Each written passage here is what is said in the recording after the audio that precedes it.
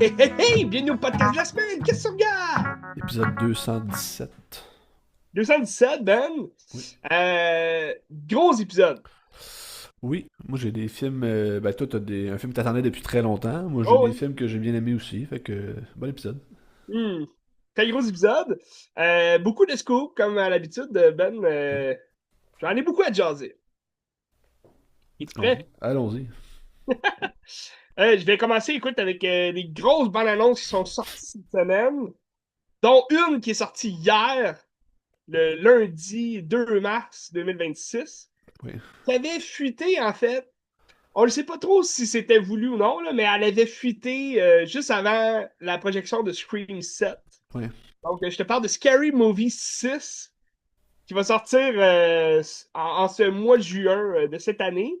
Donc, Scary Movie 6 qui est sorti la bande-annonce là, officiellement partout sur Internet. Puis ça va vraiment être bon. Pour vrai, ça va vraiment être drôle. Je pense que les Wayans Brothers sont, sont, sont revenus en force avec leur humour qu'ils avaient dès le premier Scream. D'ailleurs, hein, on va surtout parodier toutes les requels qu'on a eu dans les dernières années, là, Ben Scream tu sais, 5, Halloween, qu'est-ce qu'on a euh, vu? On a vu de Substance, on a vu Annabelle, on a ouais, vu. Ben Terrifier. Il y a le- Get Out aussi qui va être ouais. parodié, Megan. La scène du métro dans Scream 6, c'est quand même le fun dans l'annonce. Ouais. Ouais. Fait que, tu sais, on a beaucoup de films des dernières années qui vont être parodiés là-dedans. Puis, mais je pense que le, je peux pas dire qu'il va y avoir un message clair et net. Là. Tu sais, dans les scary movies, il n'y a jamais vraiment de message. Mais peut-être qu'ils vont faire une espèce de critique sociale là, tu sais, sur les Ben, gens qui s'offensent un peu à rien. Là. Tu sais, puis ils l'ont dit, ce film-là, il y a des gens qui vont être offensés par ça parce qu'ils reprennent des blagues des années 2000, puis tu sais, dans le temps ouais. où on s'offensait pas pour un rien. Là, tu sais. Ben, tu sais, il y a une joke que j'ai vue dans l'annonce que j'étais comme, je trouvais ça cheap un peu, là, tu sais, c'est comme, tu sais, ça fait genre boomer un peu retardé, là, mais, tu sais, quand la fille, ça fait comme pogner, puis là, elle dit chi, je sais pas trop quoi, puis elle dit non, mon prénom c'est D, puis je suis comme, tu sais, reviens-en, là, tu sais, je sais pas, mais en tout cas, on verra. Oui, oui, je pense, je sais de quoi tu parles, c'est Yel, là, comme. Ouais, c'est ça. Ouais, je Ouais. suis pas elle, je suis Yel. Là. Ouais. Je sais pas, on verra, là. J'espère que le film sera pas que des affaires de même, parce qu'à un moment donné, Je pense pas que ça va être que ça. Je pense qu'ils le mettent dans l'annonce aussi pour faire dire Hey, venez voir notre film. Mais on s'entend que ça s'adresse aux fans de Scary Movie ouais, premier film. Là. Tu sais, c'est des acteurs aussi. Tous les acteurs du premier film reviennent. Donc, celui qui jouait Doofy, ouais. il revient. La reporter aussi. T'as John Abrams qui jouait l'espèce de. Ben, Bobby, là, dans le premier film, là, qui jouait l'espèce de Billy Loomis gay, là, finalement. Ouais. On appelle qu'il est gay. Tu sais, lui, il revient aussi. T'as Cindy qui revient avec Regina Hall aussi. Donc, je pense que juste de retrouver tous les acteurs du film original, ça va remettre un peu Scary Movie sur la track, la bonne voie. Je sais pas à quel point ils vont en refaire d'autres après. Là. Je pense pas que l'idée, c'est d'en refaire une autre franchise puis plein d'autres Scary Movie. Mais ça va peut-être être une conclusion plus rafraîchissante que le Scary Ah, Movie mon dieu. 5 qu'on avait eu, Mais c'est qui pas était dur à battre complètement ton win, mauvais. fait que c'est correct. Puis ben, les frères Wayans, ils ont dit après que si c'était un succès, ben là, ils travailleraient sur un White Chicks 2. Ok. Puis il y a aussi une suite avec Don't Be a Menace, que j'ai juste vu une fois quand j'étais plus jeune, ce film-là. Je le connais pas de temps, mais je me rappelle que c'était bien. Là. Mais White Chicks, c'est toujours drôle là, à regarder. C'est un peu niaiseux, là. C'est pas très bon, mais c'est drôle. Bref, allez voir ça, l'annonce de Scary Movie 6. Euh, on a une grosse bande-annonce qui est sortie cette semaine, Ben. Un film que je suis très hype de voir, qui a été repoussé à maintes et maintes reprises. Il était censé sortir en 2025, en octobre. Puis là, on l'a repoussé en mai 2026 pour finalement le réavancer de 2 ou 3 semaines. Fait que là, il sort le 8 mai. Puis je te parle de Mortal Kombat 2. Ils ont sorti un nouveau trailer. Ça a l'air fantastique. Tu l'as-tu vu? Non. Et, ben, pour les fans de jeu, je pense que ils vont être rassasiés là, dans les personnages qu'on voit, dans la façon dont ils vont chorégraphier les combats aussi. Encore là, je peux pas trop en dire parce que je l'ai pas encore vu. Puis, le premier Mortal Kombat, on était quand même hype de voir ce qu'il allait faire. Finalement, c'était une déception totale, là. Fait que j'ai quand même hâte de voir ce deuxième film. Je pense que Carl Urban en Johnny Cage, moi, je trouve que c'est un très bon choix, là.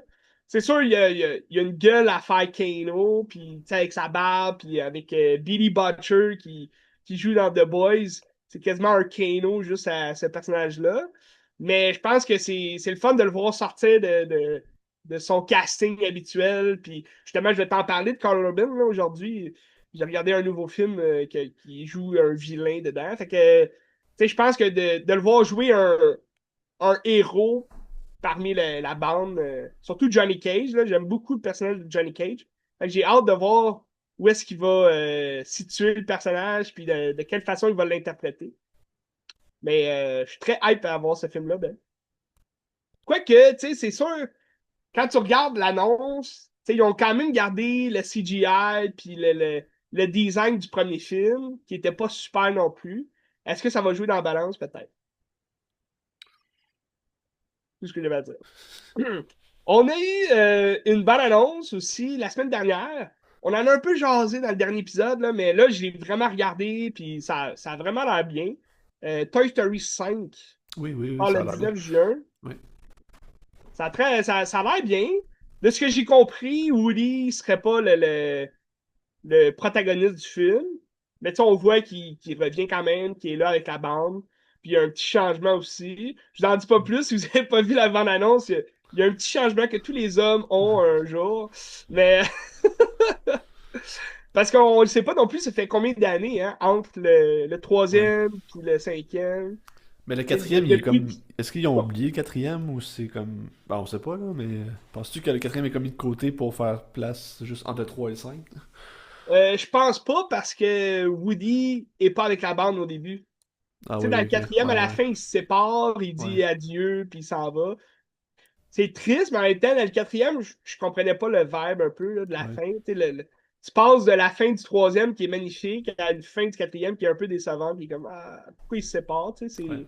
c'est des amis, tu sais. Mais c'est ça, dans le cinquième, tu vois qu'il revient un peu dans. C'est pour ça que je pense que c'est pas le protagoniste du film. Je pense qu'on va plus se centrer sur Jesse dans celui-là. Mais j'espère juste que Buzz sera pas juste mis de côté. Comme dans le quatrième, là, Buzz, il était un peu à part. Il y a comme plus vraiment d'histoire à faire autour de lui. Quoique dans le troisième aussi, c'était comme un peu un side character Ouais. qui faisait des jokes qui étaient drôles. Mais j'aimerais ça que là, dans ce cinquième-là, je sais pas, j'aimerais ça qu'il y ait un retour aux sources, là, que Woody puis Buzz soient ensemble, puis ils font une mission ensemble. Puis on le voit un peu là, dans l'annonce qu'ils vont faire une espèce d'hommage au premier film. Là. Je sais pas si tu l'as vu, là, l'hommage, mais Ben écoute, faudrait que je le revoie, là. revois Ouais, ouais. l'annonce. Ouais. J'ai hâte de voir. Ça va être très bon, mais c'est toujours bon un Toy Story aussi. Puis tu vas nous parler du nouveau Pixar. Ouais, On voit que Pixar en a pas perdu. Fait que absolument. très hâte de voir. C'était tout pour les bandes annonces de la semaine. Je te parle des annonces, les grosses annonces qui ont fait surface. Christian Bell, qu'on va voir prochainement dans The Bride, Ouais. hein, en Frankenstein. Ben, il va revenir dans un film avec Michael Mann à la Oui. barre, Et deux. Heat 2, Ouais. aux côtés de Leonardo DiCaprio. Ça, c'est officiel, là. Quand même spécial. Christian Bell, Léo. Puis il y a une bunch d'acteurs aussi, là, Austin Butler, Adam Driver, je pense que c'est aussi, j'ai oublié son Anna de Armas, qui Ok. est reliée aussi à ce projet-là. Fait qu'un gros bunch d'acteurs, ça risque d'être bon. Bah, sûrement. Ça va nous hyper jusqu'à la sortie, là. On Mais va je vois pas voir. comment il peut relier les histoires. Ben, Al Pacino, Ben, il y a comme des rumeurs comme quoi Al Pacino revient dans l'histoire. Fait que, ok, c'est-tu un de ses fils? Je sais pas, là. ok, C'est-tu comme ses enfants qui se battent? Peut-être. ok, on verra. Je penserais pas. Mais ça serait le fun qu'on voit Nat Portman aussi revenir. Ouais. Finalement, c'est elle qui est la braqueuse. Puis elle s'ouvre les veines. Non, mais Heat 2, à ce qui paraît, c'est une suite qu'il envisage depuis vraiment longtemps. Fait que j'imagine qu'il a vraiment réfléchi à l'histoire, là. Je pense pas que c'est une histoire dans le beurre de même. Ben, j'imagine. J'espère Tu pour sais, lui. pour que tout ce casting-là accepte de jouer, d'après moi, c'est quelque chose de bon à faire là-dedans, là. Hein? Absolument, absolument. Grosse annonce aussi de Sony Pictures. Je sais pas si t'en as entendu parler, mais ils annoncent qu'ils vont faire un reboot de leur Spider-Man Ouais, spin-off. ouais. Tout le Spider-Verse, les méchants. Pourquoi? Pourquoi? C'est complètement ridicule. Tu sais, tant qu'à ça, fais juste continuer avec d'autres histoires, là. Recast pas tous les personnages que t'as déjà fait, là. C'est un peu Puis qui niaiseux. ont tous pas marché, là, aussi. Ben, ça marchera jamais, là, C'est tu ça. sais. Tant que t'as pas un Spider-Man, tu peux pas faire ça, là. Quoique, tu sais, le Craven the Hunter, c'était pas mauvais en soi. C'est juste, c'était très mauvais, mais je veux dire, c'était pas. L'histoire était quand même bien ficelée, puis tu sais, les scènes d'action sont le fun, mais c'est juste qu'ils respectent pas les personnages. Fait que comment tu veux faire un spin-off d'un univers très, très développé, puis bien fait dans les BD, pour finalement pas respecter le personnage, tu sais? Ça peut pas se faire. Ça peut pas se faire, Ben. Grosse annonce de Jason Momoa, je sais pas si tu l'as vu, Je pense pas. sur l'émission de Jimmy Fallon. Il a annoncé que Minecraft 2 Ah, était en chantier, puis que le scénario était incroyable, puis qu'il a jamais vu un film aussi incroyable que ça. Laisse-moi en douter, Jason.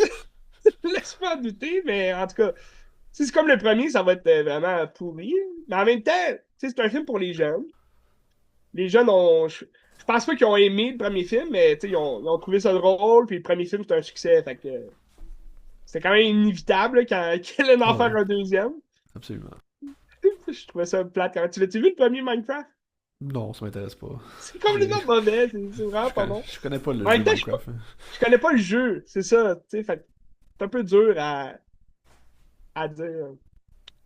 Dernière grosse annonce, Ben, ils ont sorti des images de. Je sais pas si tu te rappelles la série Beef, Ouais, que je t'avais absolument. parlé. Oui, oui, oui. Mais là, ils ont sorti les images de la saison 2 de la série Beef avec. C'est complètement une autre histoire. Fait que là, on laisse de côté l'histoire de la première saison, puis on s'en vient avec une histoire de Oscar Isaac, Carey Mulligan, Kaylee Spinney et Charles Melton, qui sort le 16 avril. Puis là, ça semble être un beef entre deux couples qui vont comme Ah, se.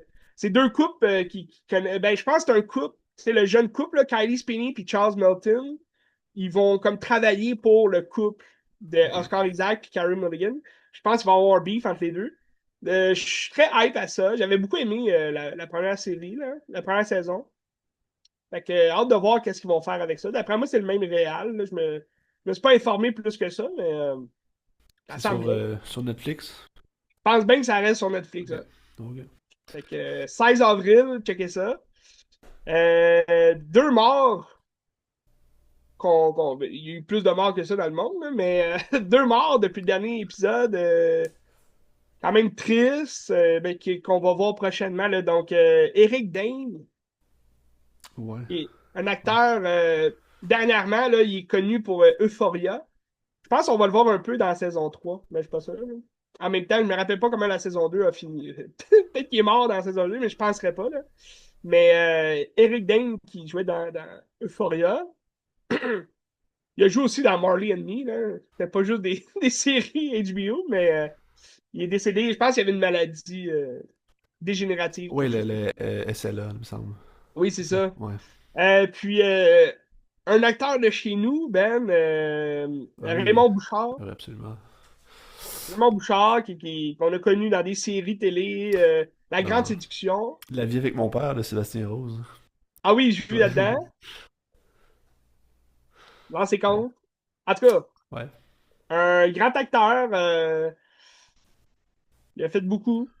Fort Il a fait dommage. beaucoup. Fort dommage quand même. Ouais, paix à son Que, âme. pas son âme. Donc, c'était tout pour les scoops. Faut que je fasse une Une petite question, les commentaires. transition vers ton film. Une Parce grosse que, transition. On parlait de Scary Movie. ouais, non, mais c'est parce que là, t'as eu un changement drastique dans la situation de Oui, Warner aussi, là, qui s'est mais c'est passé. ça.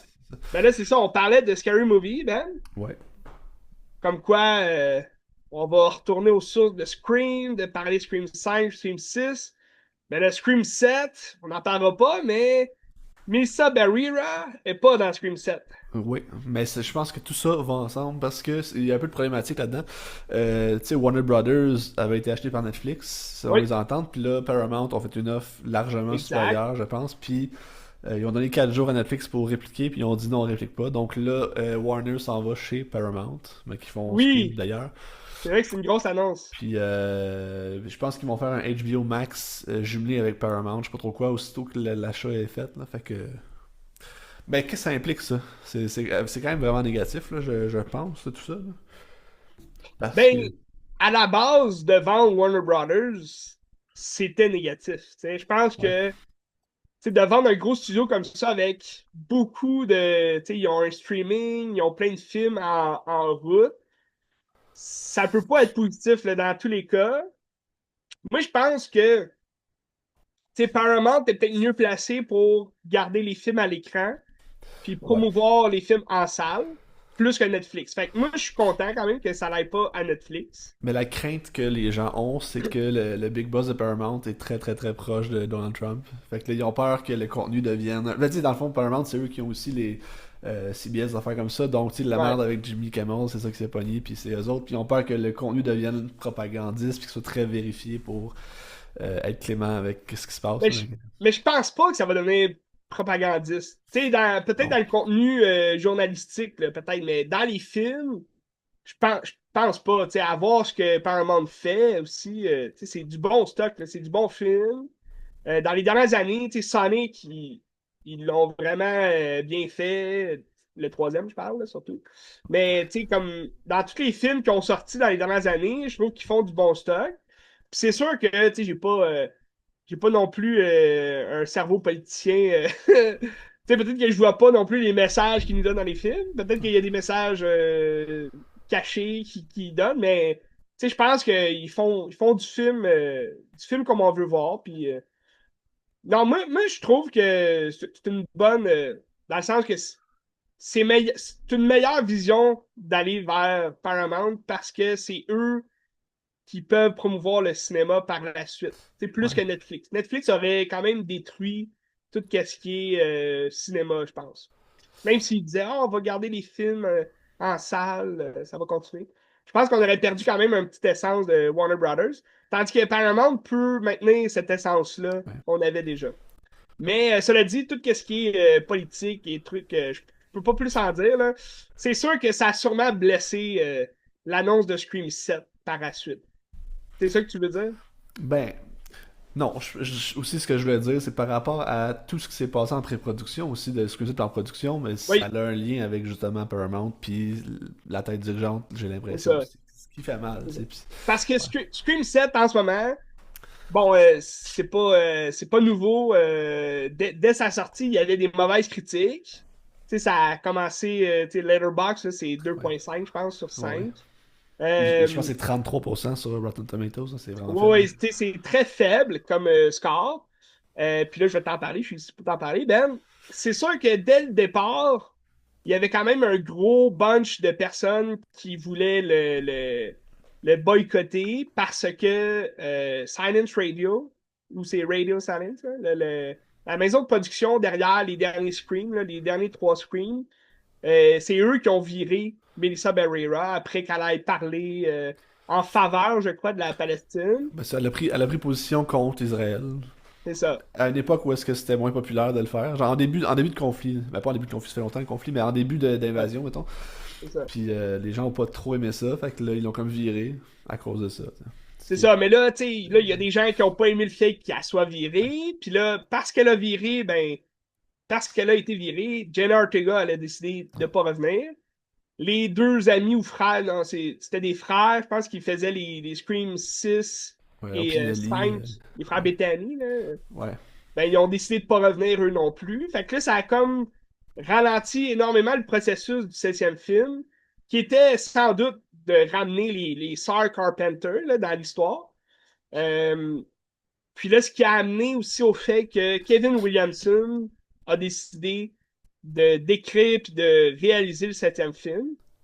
Puis là, ils ont été rechercher Neve Campbell. En même temps, maintenant qu'il n'y avait plus les deux Il n'y grandes a pas le choix. stars des premiers films, il y avait le budget pour Ouais. ramener Neve Campbell parce que on rappelle que Neve Campbell était pas présente dans le sixième parce qu'elle n'avait pas eu le cachet Ouais. qu'elle demandait.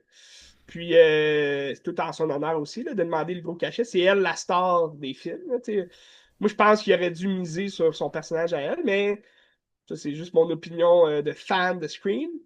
Ça reste que Scream 6 a bien marché, ça a bien fonctionné. T'avais Gail Weathers qui était là aussi, Courtney Cox qui revenait. Courtney Cox qui a fait les 7 films, qui est là dans le septième aussi. Euh, Puis là, je pense que ça fait en sorte qu'il y a beaucoup de gens qui ont boycotté le septième film parce que il s'est passé ça à l'envers du décor. Ouais. C'était dans une autre époque aussi, il y a quelques années, ça s'est passé. Là, on parle d'un sixième Scream qui est sorti en 2023. Donc, 3 ans plus tard, ils sortent le septième film. Tu sais, un 3 ans de gaps, là, c'est pas mal ce qu'on a entre les suites en général. Fait que je pense qu'ils ont quand même travaillé rapidement là, pour façonner un nouveau scénario. Tu sais, surtout s'il y avait déjà des idées de base Ouais. pour ramener les Sœurs Carpenter. Je trouve qu'en 3 ans, il n'y a pas beaucoup de gaps là, pour trouver un nouveau scénario. Là. Fait que je pense que ça a été rushé un peu. L'histoire, tu la sens un peu, ben c'est ça, rushée, dans le sens que ils ont peut-être pas tout réfléchi là, avant d'écrire. Kevin Williamson, c'est un critique écrivain, il a écrit le premier film, le deuxième aussi. Tu sais, il a planché sur beaucoup de scénarios. Euh, Peut-être que là, le fait de réaliser le film, peut-être qu'il a changé les idées entre-temps. Je ne sais pas comment ça s'est passé, mais on aurait pu aller plus loin dans l'idée de base de Scream 7. Ouais. L'idée de base, je trouve qu'elle est super fascinante. On s'en va vraiment ailleurs. C'est vraiment un Scream rafraîchissant, je trouve. Je trouve pas personnellement que c'est un mauvais Scream. C'est un mauvais reveal. C'est le tout, toute la résolution du mystère est un peu mauvais. Ce qui est Euh, dommage, parce que sur un whodunit, c'est ça le but du film aussi. c'est Là, ça le t'sais. but du film. Puis tu sais, dans le fond, dans les 3 derniers films, là, ben, que ce soit Scream 7, Scream 6, Scream 5, je trouve qu'on en a perdu dans les trois à ce moment-là, le reveal. Soit que c'est trop évident, soit que c'est trop tiré par les cheveux, puis c'est un peu bizarre, soit que c'est des gens qui ont complètement aucun rapport avec les protagonistes, puis ça a comme aucun lien. Fait que Scream 7, je trouve que l'idée de base, parce que là, dans celui-là, qu'est-ce que tu veux faire de plus que de parler des films d'horreur, parler des suites de films d'horreur, parler des conclusions de trilogie de films d'horreur, parler des remakes de films d'horreur, parler des suites de remakes puis de franchises. On a tout parlé là, dans les films. Fait que, rendu au septième film, c'est évident qu'il fallait qu'il aille ailleurs puis qu'il aille nous rafraîchir avec une autre idée. Puis la façon dont on a été chercher cette idée-là, je trouve que c'est très ingénieux, là, dans le sens que on parle beaucoup de nostalgie dans celui-là. Donc, on va mettre l'emphase sur Sidney Prescott, où elle est aujourd'hui, qu'est-ce qu'elle fait, puis c'est dans la famille qu'elle a su construire. Fait que ça, l'idée de base de mettre l'emphase sur Sidney, puis c'est un peu une critique aussi au fait qu'elle n'était pas là dans le sixième. Il y a des fans qui étaient fâchés. Pourquoi on n'a pas notre Sidney Prescott, notre héroïne, qui est là dans le sixième? Fait qu'on met l'emphase sur Sidney Prescott dans le septième. Puis ça, je trouve ça super bien parce que j'en étais un fan. Oui, j'ai aimé le sixième, mais j'en étais un fan qui était comme déçu de ne pas l'avoir dans le sixième parce que, tu sais, elle est là dans tous les films, puis elle est censée. Tu sais, dans le cinquième, elle n'a pas un gros rôle. Mais juste le fait qu'elle soit présente, ça faisait de Scream 5 un vrai Scream. Tu sais, tu peux pas ne pas avoir Sidney Prescott puis appeler ça Ouais, Scream, tu ouais, sais. ouais. Fait que, cela dit, le sixième, je trouve que ça finissait bien l'histoire des sœurs Carpenter. Fait que je pense, on n'avait plus rien à redire après de ces sœurs-là. Ouais. Comprends-tu ce que je veux dire? Tu sais, ça a quand même bien closé, puis je suis quand même heureux tu sais, de ne pas revoir les sœurs Carpenter qui reviennent parce que leur histoire est finie. Tu sais, ils ont terminé, ils ont closé leur truc. C'est sûr que là, avec des screams, comme on a pu voir avec Sidney Prescott, tout peut arriver. Là, tu sais, il y a tout le temps des tueurs qui peuvent revenir de nulle part puis avoir une raison quelconque. Mais je pense qu'avec le septième, l'idée de base est superbe mais c'est peut-être la façon dont on l'a présenté. Tu sais, il y a beaucoup de personnages. Ça feel différent d'un Scream qu'on connaît parce que on va pas développer ces personnages-là. Ouais. Tu sais, ça va être des personnages on the side. Il va y avoir beaucoup de morts, mais des morts qui sont très rapides. On oublie les chasses qui a fait connaître justement cette franchise-là, hein, les chasses à l'homme, Ghostface qui court après une victime qui se cache. Puis là, t'as comme des moments de tension. Ça, c'est surtout le deuxième film là, qui met l'emphase sur ces chasses-là. Mais tu sais, t'as quand même des morts très intéressantes dans le septième film. C'est une autre vision. C'est une autre vision d'un Scream. Mais je pense que c'est bien. On a beaucoup de rappels. Vu qu'on joue avec la nostalgie, on a beaucoup de rappels au premier film, au film original. Il y a beaucoup de petits liens à faire avec ça. Il y a des gros liens aussi là, qui sont très évidents. Mais sinon, je pense que il aurait peut-être fallu étoffer un peu le scénario de fin, savoir qu'est-ce qui se passait. Puis là, tu sais, on a beaucoup d'acteurs des films précédents qu'on ramène dans celui-là. Fait qu'on se demandait qu'est-ce qui allait se passer. Tu sais, on a Matthew Lillard qui revient en Stumacher. On avait aussi euh, Roman Bridger, là, qui est Scott quelque chose, j'oublie son nom, là, mais qui jouait son frère tueur là, dans le troisième film, qui revenait aussi dans celui-là. La façon, je pense qu'il y a ça aussi, la façon dont on ramène ces personnages-là, c'est peut-être moins bien reçu là, par le public. Mais je trouvais ça ingénieux, je trouvais ça bien. Il aurait peut-être fallu creuser cette idée-là plus. Mais si tu veux, je t'en parlerai en Ok. dehors des ondes. T'as l'air curieux, man, mais je peux pas dire de spoiler à la caméra. Donc, on s'en parlera en dehors des ondes, mais je pense que c'est ingénieux cette idée-là. C'est juste que on dirait le temps, justement, en 3 ans, on n'a pas su creuser assez nos idées pour aller chercher le meilleur de ces idées-là. Je pense que c'est ce qui a fait en sorte que le Scream 7 est un peu moins bien conçu, mais je l'ai tout de même mis en quatrième position Ah, dans le top ok. 7. Puis le Ouais. 6 tu le mets combien? Le 6 je le mets cinquième. Ok. Ouais. Mon moins bon, je trouve, c'est le 4. Même si c'est Wes Craven qui l'a réalisé, je pense que c'est celui qui coule, tu sais, qui coule le moins bien dans le scénario, dans tout ce qui est. J'adore le reveal du quatrième film. On apprend que c'est la. Là, je vais faire un spoiler, Ouais. mais vous l'avez sûrement vu, là, c'est un film de 2011. On apprend que c'est la cousine de Sydney qui est la tueuse, puis elle recherche le famous, donc elle recherche la célébrité. C'est un peu une critique sociale sur les Insta-fans, puis tout, là, les Insta-babes. Je trouvais ça bien, le reveal, mais je trouve que c'est juste le film en tant que tel. Quand je l'écoute, je le trouve long et plate un Ouais. peu. Les morts sont originales, mais en même temps, tu sais, Scream, c'est plus que juste du meurtre sanglant pis tout.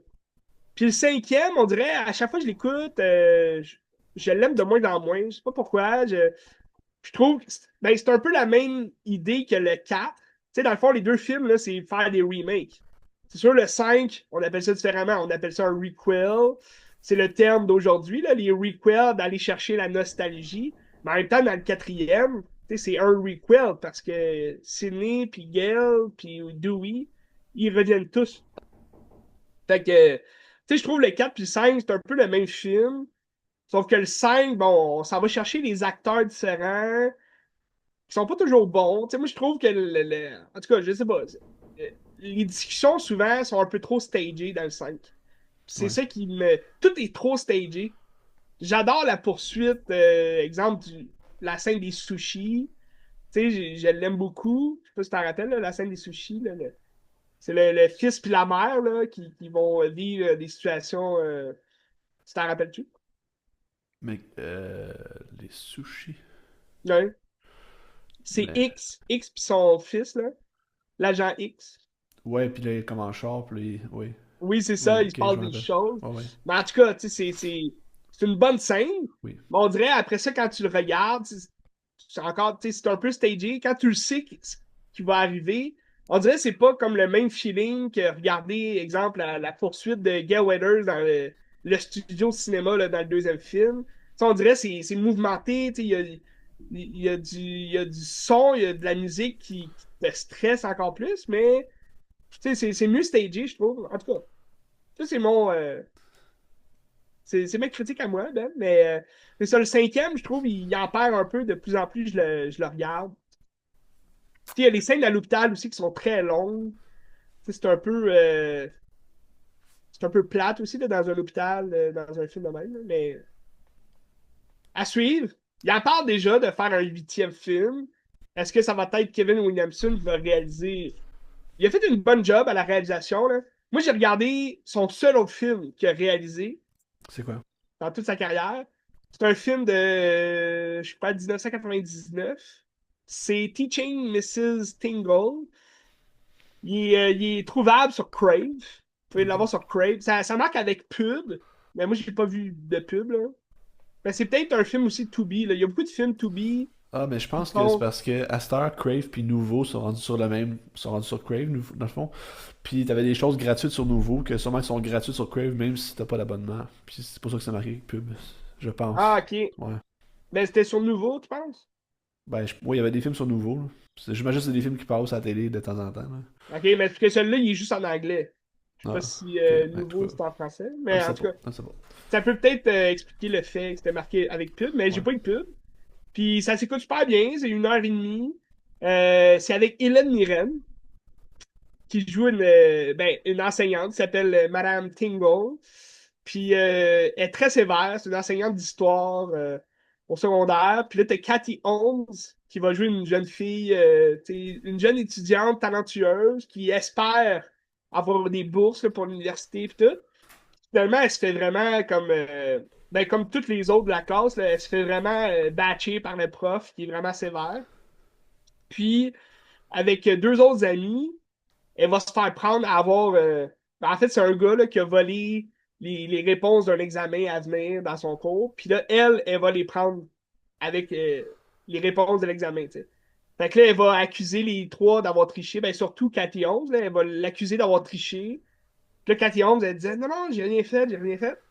Fait que là, eux, ils vont aller chez elle le soir pour parler puis essayer de faire en sorte que ça soit pas entaché dans leur dossier. Puis seulement, ils vont se retrouver à rentrer chez elle, puis là, elle va tomber sa tête, puis ils vont juste comme l'attacher, puis ils vont la prendre en otage chez elle pendant comme une semaine. Là. Fait que c'est un film où on sait pas trop si c'est un film de suspense, si c'est une comédie. Je te dirais que c'est comme une comédie noire, mais il n'y a pas tant de comédie. Là. C'est un peu bizarre à voir le film.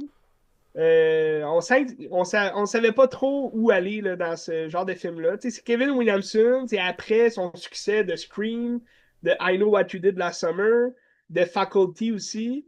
Fait que, tu sais, c'est après un succès de trois gros films de teen movie, horreur, sci-fi. Tu sais, on sent qu'il savait pas trop où aller là-dedans. Puis il y a comme une histoire d'amour.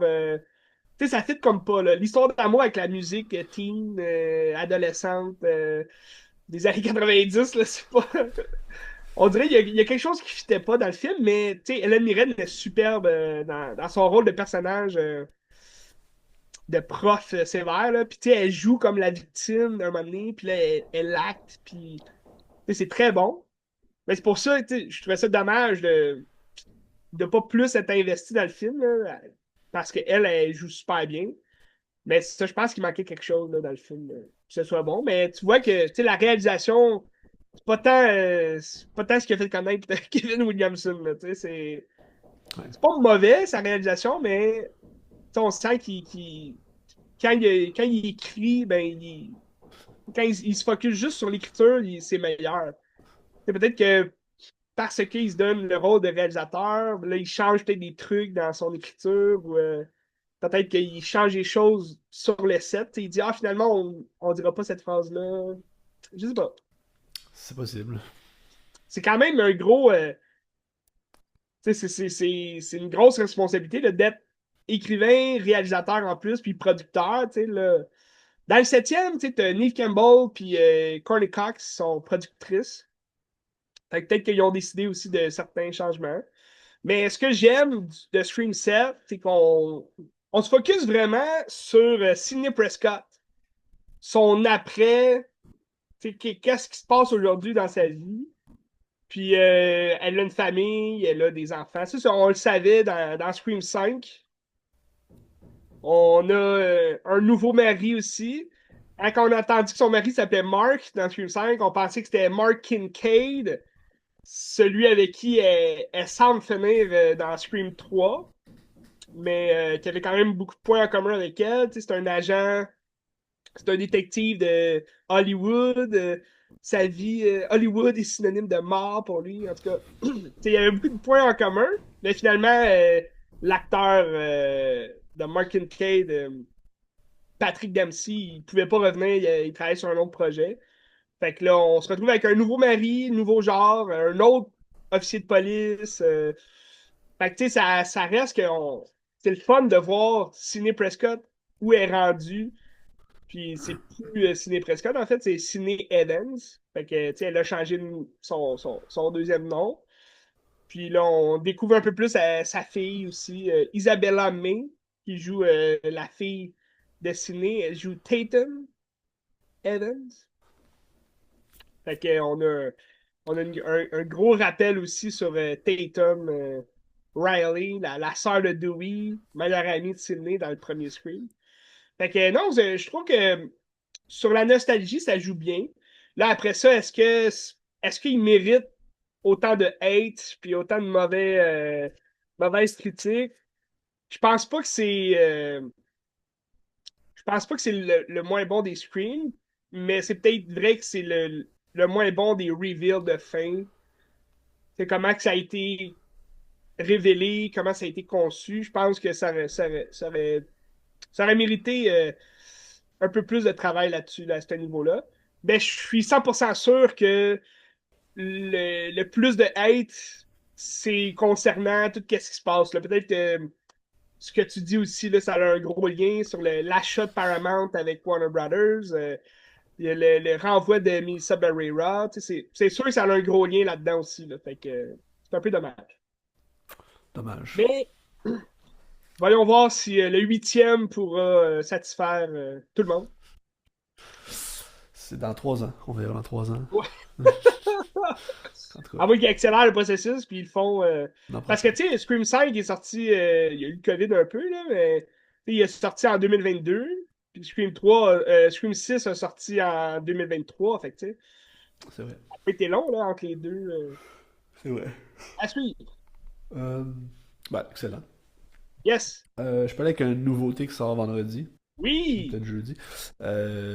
Film pour tous, que j'ai beaucoup aimé. Tu sais, les Pixar récemment, c'est un peu plus laborieux. Pas que c'est des mauvais films, mais tu sais, il n'y a pas de. Tu sais, mettons, depuis Soul, j'ai pas eu de méga coup de cœur Pixar où est-ce que tu sais, ça te change, ça te renverse. Là, tu sais. Puis Soul, ça renverse pour vrai, selon moi. Puis, ben, est-ce qu'ils peuvent renverser cette tendance-là qu'ils ont depuis les dernières années? Puis le Toy Story qui arrive, possiblement que ça peut être bon, ça, on verra. Mais dans 3 jours sort le nouveau film qui s'appelle Hoppers de Hmm. Daniel Chung. Daniel Chung, c'est le créateur de la série We Bear Bears sur Cartoon Network, que je savais pas c'était quoi. Oui. Connais-tu? Non. Non. T'avais-tu vu aussi le dernier qu'ils ont fait, Elio? Il est J'ai rendu pas sur vu Disney+. Elio. Là. Je pensais me faire un petit recap là, des films Disney que j'ai pas vu avant d'aller voir Ouais. Hoppers. Ben, tu sais, Elio c'était bien, mais c'était un peu tout croche, à mon avis. Fait que. Puis absolument, tu sais, justement, un Pixar, c'est une leçon de scénario. Puis qu'est-ce qui se perd dernièrement, je sais pas. Tu sais, on dirait que les gros artisans Pixar sont peut-être plus en production qu'en création. Ouais. Mais je sais que Pete Docter est encore d'ailleurs le film de Hopper, il était comme producteur ou vraiment dans l'équipe créative. Mais c'est Daniel Chung qui est scénariste, réalisateur aussi. Puis c'est très très très très bien. J'ai beaucoup beaucoup aimé. Dans le fond, l'histoire, c'est que tu vas suivre Mabel. Ça commence qu'elle a genre 4 ans peut-être. C'est une petite fille turbulente, puis elle a de la misère à gérer la garderie, tout ça. Puis fait que là, elle s'en va chez sa grand-mère. Puis sa grand-mère, il inculque des valeurs comme sur la nature, l'environnement, puis tu sais, prendre soin de ce qui nous entoure, tu sais, puis tout ça. Puis là, tu fais un saut dans le temps, puis elle est rendue à genre 19 ans, c'est rendu une activiste. Sa grand-mère est décédée. Puis à sa ville de Beaverstown, ils veulent construire une autoroute dans un Beavers, habitat. Ouais, ben, parce que le castor est très important dans le film, là. Puis ils veulent construire une autoroute qui passerait dans un habitat naturel de castors. Fait qu'il faut genre qu'ils détruisent l'endroit pour faire Hmm. passer ça. Puis elle milite contre ça. Puis elle dit qu'il faut respecter les animaux puis tout ça.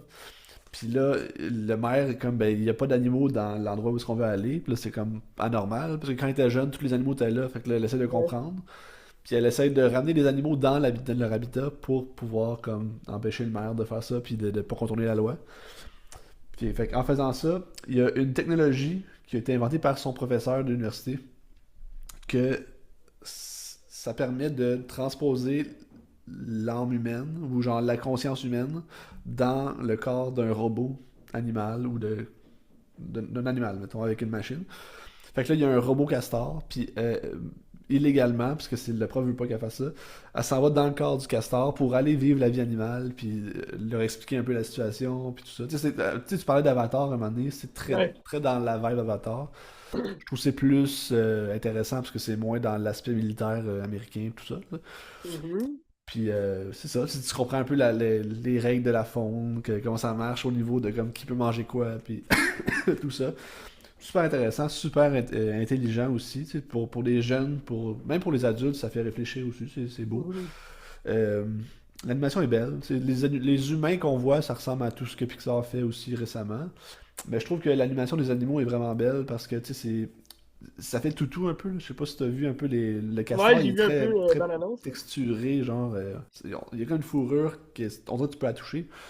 Puis il me semble qu'on n'a jamais vu ça avant dans les autres films, si je me trompe pas. Mais c'est vraiment, Mhm. c'est beau, ça rend vivant. J'aime le rythme aussi parce que, tu sais, ben, tu sais, au niveau du scénario, c'est vraiment bien écrit, c'est bien pacé, il n'y a pas de temps mort. Puis il y a même des moments où est-ce qu'il se permet, genre, des moments contemplatifs.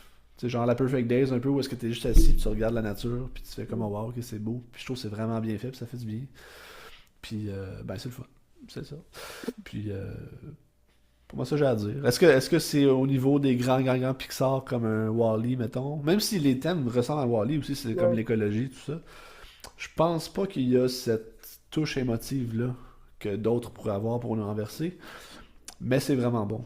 C'est vraiment, vraiment bon. Je pense que je l'ai mis dans mon top 10 Pixar de Mhm. tous les films, là. De tous les temps.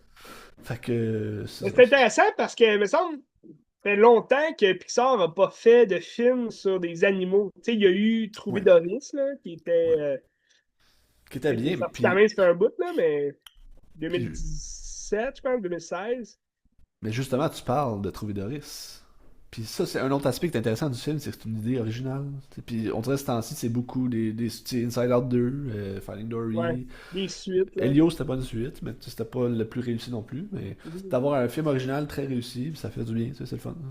Mhm. Mais tu sais, tu penses-tu qu'ils se sont mis un peu l'objectif de revenir vers les animaux parce que, tu sais, il y a eu The Wild Robots qui parlait de la nature, des animaux aussi. Il y a eu Flow l'année passée aussi, tu sais, qui Ouais. parlait des chiens, des chats, tu sais, perdus un peu. Tu sais, je pense qu'il y a peut-être eu un regain vers les animaux pour ça. Peut-être, mais gars, si tu regardes la série que Daniel Chung il fait, c'est We Bear Bears, puis c'est des ours. Fait que Les j'imagine que c'était ours. comme dans son élément aussi de jouer avec les animaux. Mon frère C'est ça. l'ours. Ben, ça ressemble à ça, on dirait, mais. Je pense il était comme storyboarder sur ce film-là, justement. Ah oui, ok, Oui, bon. oui. Mais en tout cas. C'est pas son premier vidéo avec Disney. Ben, c'est son premier long métrage comme réalisateur à Disney. Et sinon, il a fait un autre long métrage avant, c'était We Bare Bears, le film, que j'ai aucune idée c'est quoi. Non. Mais il est sur l'équipe créative senior de Disney depuis 2022, puis il est storyboarder depuis 2011, je pense. Il OK. travaille sur Cars 2 ou 3, je OK. me rappelle plus Ben, quel. c'est sûr, il n'a pas travaillé sur Mon frère lourd de bord, là, mais Ouais, c'est ça. c'est Ben, 2003, 2004, là. ah non, ok, d'abord, non, c'est ça. Mais, ouais. Mais Cars, OK, ouais.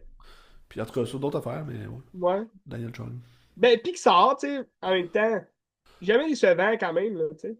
Ouais, puis je vous dirais, allez voir ça, c'est beau, c'est le fun, Mhm. ça fait du bien. As-tu vu en 3D? Non, pas en 3D. Pas si, si l'ont sorti en 3D. Je pense pas. Je pense Euh, super, ben super, stick pas. À voir. à voir. À voir, Hoppers, absolument. j'ai quand même hâte. Ouais, je vous Ben, conseille surtout le fortement. castor, c'est l'animal emblème du Canada. Est-ce que on parle du Canada? Ben, je pense pas qu'il y a de pays nécessairement. C'est plus la ville de Beaverstown. Ok. La grand-mère ressemble beaucoup à une femme des Premières Nations. Fait que je pense qu'il y a Ok. comme un peu cette relation-là aussi de la nature Ouais. avec l'humain qui Parce que euh, Turning Red, tu sais, c'était à c'était à Toronto. Toronto. Oui. Puis, tu sais, ça a été quand même bien reçu aussi, là. Ouais. Mais Ouais, c'est à Toronto. c'est pas mentionné où est-ce que c'est. Puis en même temps, tu sais, je parle que c'est le maire qui est comme méchant, mais ça reste. C'est ambigu comme vision parce que c'est quand même positif quand ça devrait. À mes yeux, ça devrait pas être si positif que ça, mais tu sais, ça reste. C'est pas cynique, puis ça fait quand même du bien. Ouais. Ça aurait pu être de la merde de la politique, puis mettre ça de Oui. dos, puis ça. Mais il laisse une porte ouverte à comme, hey, regarde, on peut travailler ensemble, main dans la main, puis on peut être Ouais. respectueux de tout le monde, puis c'est correct, là, tu sais. Fait que ça fait quand même du bien, ça. Bon. C'est le fun. Mais Colin, Hoppers. allons en salle ce week-end, Oui. le 6 mars. Ben, jeudi ou vendredi, il sort. C'est Je sais pas ça. s'il y a des représentations jeudi soir, mais en tout cas, il sort. Hmm. À voir. Euh, je te parle d'un film qui est présentement au cinéma, Benz. Peut-être pas partout. Je pense pas qu'il joue partout parce que près de chez moi, il jouait pas. Je suis allé Oui. quand même plus loin pour aller le voir. Je te parle de How to Make a Killing, un film de John Patton Ford. J'ai rien vu de lui. Je pense qu'il a juste fait un autre long métrage, puis je pense que c'est sur Netflix. C'est Ok. Emily the Criminal. Ouais. C'est avec Aubrey Plaza. Oui. Les critiques sont bonnes. Ça semblait bien, mais je l'ai pas vu. Fait que je suis allé voir How to Make a Killing parce que l'annonce, je filais un good movie. Là. C'est l'histoire de Glenn Powell joue un jeune héritier, en fait, un héritier qui était un peu contraint à ne plus être dans sa famille. Là. Sa mère, quand elle était enceinte de lui, dans le fond, elle a couché avec un autre jeune, il était adolescent, puis à la naissance, ben en fait, son père à sa mère, donc son grand-père, c'est Ed Harris. Puis lui, c'est un milliardaire, il a un gros domaine. Ils sont très riches, c'est une famille très, très riche. Puis il a exclu sa mère, il a comme banni sa mère parce qu'elle voulait garder l'enfant dans son ventre. Puis lui, il disait, t'auras pas cet enfant-là ici, fait que tu t'en vas, puis je veux plus jamais te voir. Fait qu'elle est partie, puis là, à l'accouchement, ben, son père, il est mort. Fait que le père de Glenn Powell. Fait que sa mère l'a élevé seule, puis elle l'a élevé, puis là, elle a eu une maladie aussi. Puis, tu sais, elle s'en allait pour mourir, puis elle lui a dit, tu sais, tu mérites cet argent-là, tu sais, l'héritage, c'est toi qui dois hériter de tout l'argent, c'est toi qui mérite le plus. Tu sais. Fait que lui, il a comme grandi en ayant en tête que, tu sais, il méritait un héritage qu'il aurait visiblement jamais, parce qu'il y a plusieurs personnes, tu sais, en haut de la liste, là, en haut de lui, des cousins, il y a des oncles, des tantes, qui sont beaucoup plus près de son grand-père. Tu sais, lui, il n'a jamais rencontré son grand-père, il ne le connaît pas. Mais il est toujours sur l'héritage. Tu sais, ils ont banni sa mère, mais sa mère, elle a toujours resté en héritage. Fait que lui, il est toujours dans l'héritage. Puis, il fait des boulots un peu de merde. Il sait pas trop qu'est-ce qu'il fait dans la vie. Tu sais, il est un peu... tu sais, il est comme rejeté de tout bord, de côté. Fait qu'il y a comme une idée qui vient pas totalement de lui. C'est plus quelqu'un, un personnage dans le film, j'en dirai pas plus, là, mais c'est un personnage dans le film qui fait mijoter cette idée-là en tête, comme quoi il devrait tuer les autres pour avoir son héritage plus rapidement. Fait que là, il dit, ah, OK. Fait qu'il fait mijoter tout ça, puis il va commencer à aller rencontrer ses cousins ici et là, puis à concocter leur mort, puis là, ça commence à fonctionner, puis il est pas suspecté, rien, fait qu'il continue de les tuer un par un, puis tu sais, c'est pas des meurtres sanglants, là, tu vois pas le sang, tu vois pas... mais c'est juste, c'est très bien ficelé, je trouve, comme film, puis c'est drôle, puis c'est vraiment une comédie noire, tu sais, ça va être des blagues où, tu sais, c'est pas drôle, mais ça va devenir drôle par le fait que c'est des situations qui se passent. Puis Glenn Powell joue très bien. T'as beaucoup d'acteurs, là. T'as Margaret Qualley qui va jouer dans le film. T'as Jessica Henwick qui va jouer comme une fille qui va devenir sa blonde là, plus tard. T'as Topher Grace qui joue un de ses cousins. Tu le vois vraiment peu, là, tu le vois pas longtemps, mais il est quand même très drôle. Puis c'est d'autres acteurs qu'on connaît pas tant. T'as Ed Harris là, qui joue son grand-père.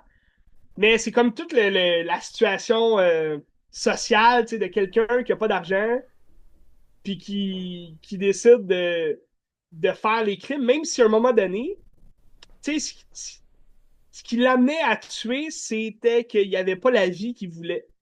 Puis là, à un moment donné, dans le film, il va réaliser qu'il y a la vie qu'il veut, mais il va quand même continuer de tuer. Tu sais, c'est comme, c'est juste, hey, personne me pogne, fait que je vais continuer, tu sais. Puis c'est comme un plaisir un peu malsain qui se dit, ils ont jamais voulu de moi, puis ma mère, ben, je vais les tuer pareil. Tu sais. Fait que c'est comme un esprit de vengeance un peu qui continue de tuer. Puis ça, j'aimais beaucoup ça, cette idée-là. Puis finalement, le film est très, très bon. Au début, j'avais entendu des mauvaises critiques, mais je comprends pas trop les mauvaises critiques. Là. Tu sais, sur Letterboxd, il y a quand même une note raisonnable, là, 3.3 sur 5. C'est bien.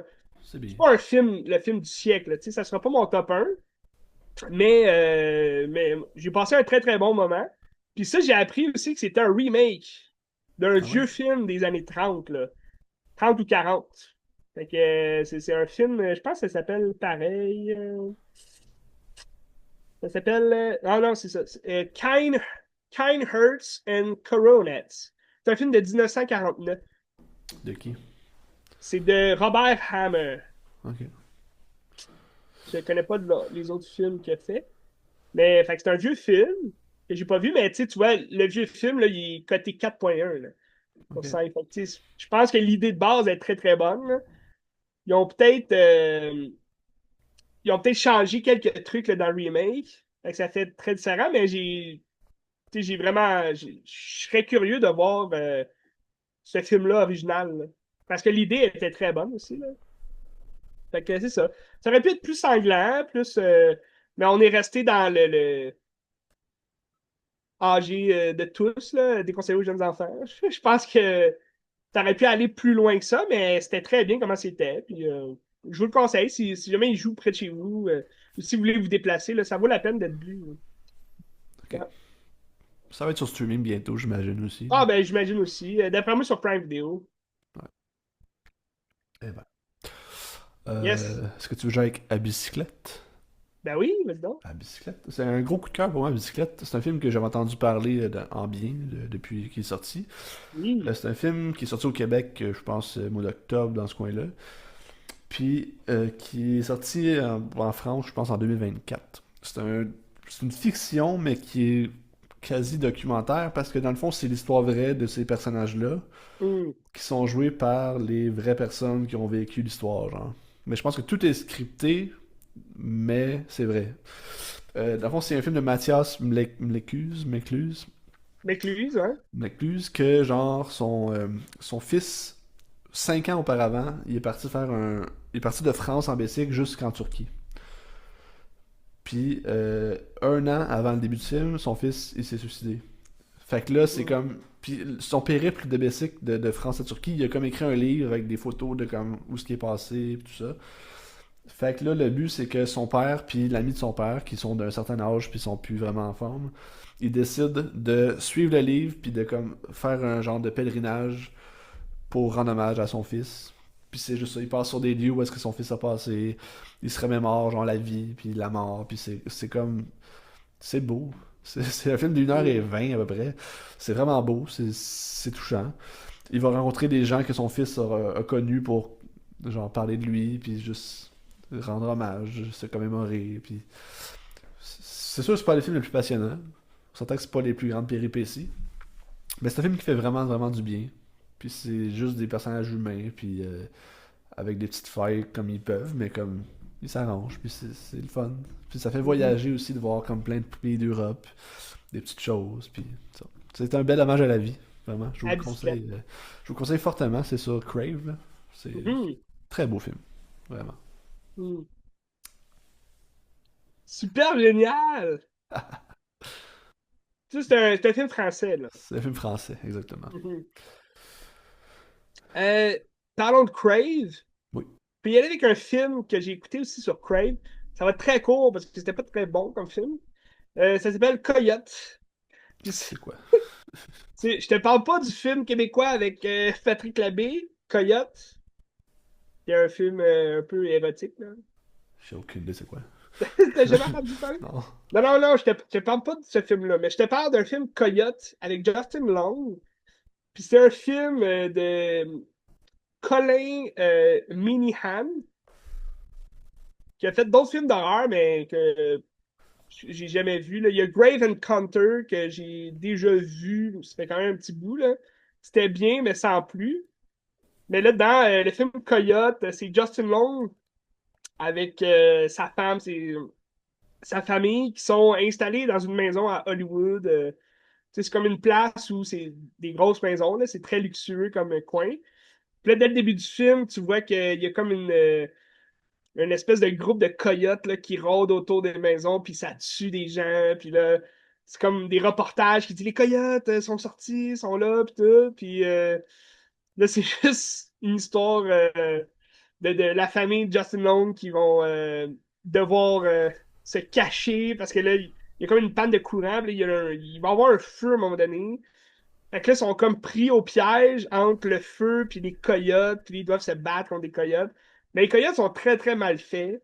C'est c'est très CGI, là, c'est vraiment, c'est un VVS film, là, tu sais. Fait que il n'y a pas beaucoup de budget là-dedans, mais le scénario aussi qui est mauvais, là, tu sais, c'est juste le scénario est mauvais, là, tu sais, c'est pas très bon, puis je vous le conseille pas. Mais il est sur Crave, si vous voulez l'écouter. Il y a beaucoup de petits films d'horreur là, qu'on n'a pas vus. Il y a un film avec, je pense que c'est Pete Davidson, là, c'est L'étage interdit. Là. Ça a l'air mauvais, ça aussi. Là. Je sais Il pas. travaille comme dans un hospice pour personnes âgées. En tout cas, ça a l'air. C'est un film d'horreur, là, mais ça a l'air bizarre.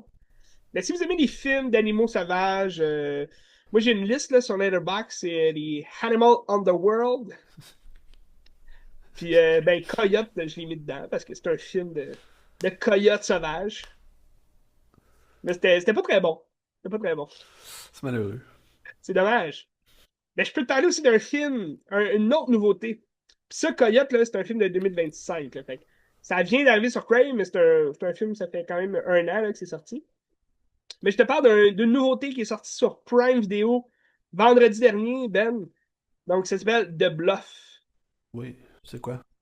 C'est avec Carl Urban et la femme de Nick Jonas, qui se prénomme Priyanka Chopra. Oui, Priyanka Chopra. Priyanka Chopra Jonas. Oui. Non, non, ils sont mariés, fait que là, elle a un troisième nom. Euh, Puis The Bluff, j'étais très hype de voir ce film-là, OK, parce que c'est un film de pirates.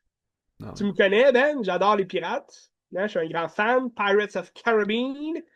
Euh, mais finalement, très décevant comme film. Très décevant. La vue, tu sais, le paysage est superbe, mais le scénario est quand même très pourri, là. C'est très plate. C'est Carl Urban qui joue un capitaine là, d'un navire pirate qui va atterrir sur une île. Ça semble être une île déserte, là, mais c'est pas une île déserte, mais une île solitaire, là, tu sais, dans le plein milieu de l'océan. Puis, dans le fond, il recherche Priyanka Chopra parce que c'est une ancienne pirate de son navire. Puis là, de ce qu'on comprend, c'est lui comme qui l'a embarqué sur son navire pour l'élever. Puis là, elle est devenue une meurtrière sanguinaire. Puis elle aurait volé. des pièces d'or avant de s'échapper, puis de refaire sa vie avec son mari. Et là, dans le fond, c'est Carl Urban qui a comme kidnappé son mari, puis là, il le prend en otage pour qu'elle elle sorte de son coin. Mais là, elle a un enfant, et là aussi sa belle-sœur avec elle, fait que là, il faut qu'elle les protège. Puis là, elle va commencer à se battre, puis à toutes les tuer un par un. Fait que c'est plus une espèce de John Wick, tu sais, ballerina, mais sur une île, puis avec des épées, mais tu sens pas tant l'aspect pirate là-dedans. J'ai pas. Tu sais, t'as Carl Urban qui a la gueule d'un pirate, les cheveux un peu longs, il y a un fusil, il y a un petit poignard, tu sais, ça fait pirate un peu, mais tu sais, je trouve on reclue un peu le mode pirate pour en venir juste à des gens qui se battent à l'épée, puis Ouais. tu sais, c'était décevant dans ce sens-là. Moi, j'aurais plutôt aimé voir tu sais, le début de l'histoire, là. Tu sais, quand il l'embarque sur son navire, puis finalement, elle vole l'or, puis lui, il la pourchasse. Ça aurait fait un peu plus pirate, là, tu sais. Parce qu'au début du film, tu vois le bateau des pirates, tu sais, de Carl Urban, venir s'accoster à l'autre bateau de son mari, dans le fond, là. Puis, tu sais, là, il y a une grosse guerre entre les deux équipages, puis, tu sais, ça fait très pirate. Mais après ça, tout le long du film, ça se passe sur une île, tu vois plus les bateaux, c'est pas un Pirates of Caribbean, là.